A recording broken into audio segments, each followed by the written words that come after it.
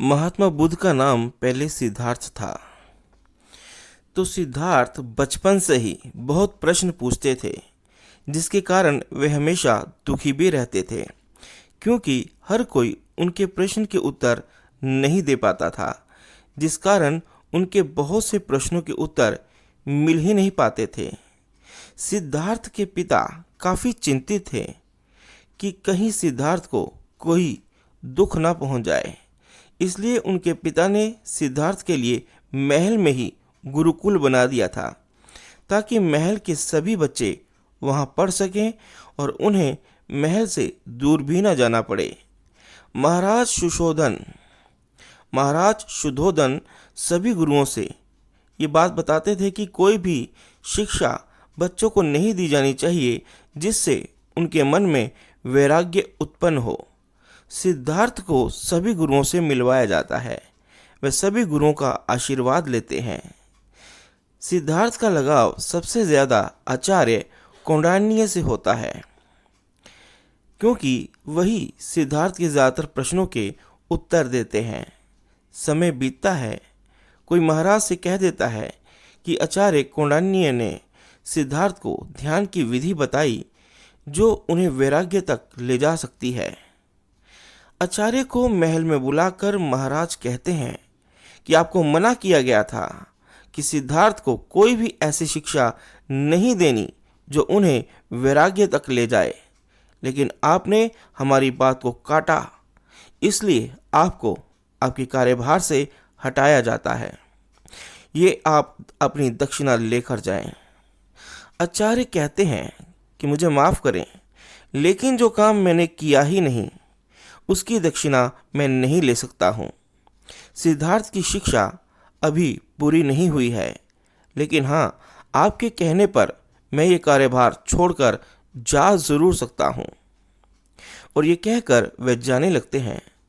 तभी महाराज कहते हैं कि आचार्य, यदि आपने ये दक्षिणा नहीं ली तो ये मेरा अपमान समझा जाएगा।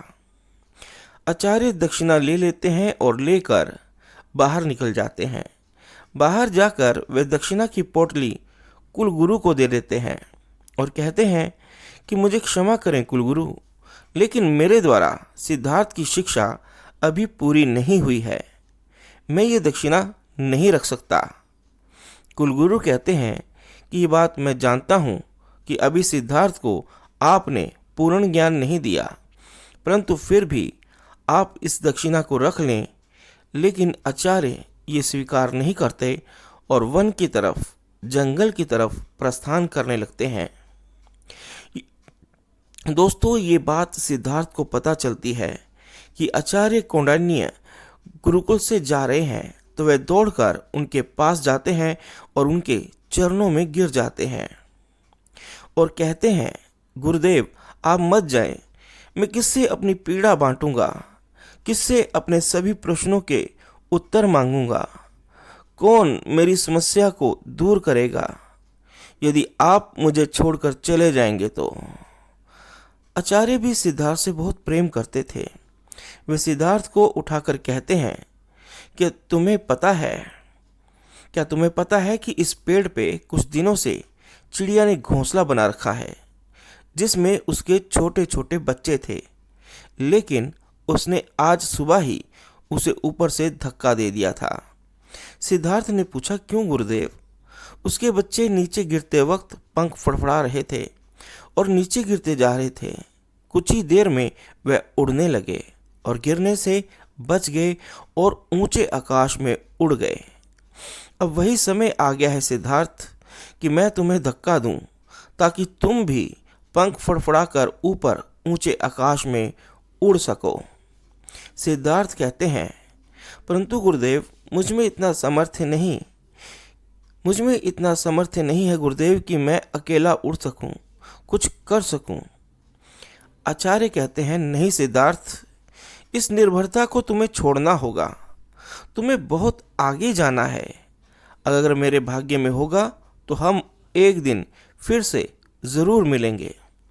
सिद्धार्थ कहते हैं, नहीं गुरुदेव, आप मत जाइए, मैं आपको कहीं नहीं जाने दूंगा। गुरुदेव कहते हैं, सिद्धार्थ, क्या तुम्हें वेद की सभी ऋचा याद हैं? सिद्धार्थ कहते हैं, जी गुरुदेव, मुझे याद है। गुरुदेव कहते हैं, फिर अपनी आंखें बंद करो और उन्हें बोलना शुरू करो।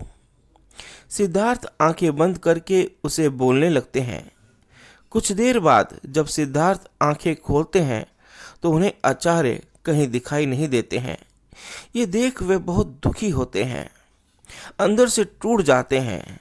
परंतु दोस्तों, वे फिर उठकर खड़े होते हैं, आचार्य द्वारा कही बातों को याद करते हैं और आगे बढ़ते हैं। दोस्तों, अंत में हम सभी जानते हैं कि वे सत्य को प्राप्त करते हैं। वही गुरुदेव जो उनको छोड़कर गए थे, वही उनके गुरु भाई बनते हैं और फिर उनके शिष्य बनते हैं। दोस्तों, अगर सिद्धार्थ उस समय पूरी तरह टूटकर हिम्मत हार जाते और सब कुछ छोड़ देते कि उनसे नहीं होगा, तो शायद वह संभावना घटित नहीं होती जो भविष्य में हुई। हमारे साथ अक्सर ऐसा होता है कि हम किसी घटना को खुद पर इतना हावी होने देते हैं कि वह हमें पूरी तरह से तोड़ देता है और हम सोचते हैं कि अब आगे कुछ हो ही नहीं सकता। परंतु ऐसा नहीं होता। अगर हम उठने का साहस करें दोस्तों, अगर हम उठने का साहस करें तो संभावना हमारा इंतज़ार करती है। तो दोस्तों, ये वीडियो आपको कैसा लगा, ये कहानी आपको कैसी लगी, कमेंट बॉक्स में बताइएगा। और इस कहानी से आपने क्या सीखा, ये भी कमेंट बॉक्स में लिखकर ज़रूर बताएं। धन्यवाद।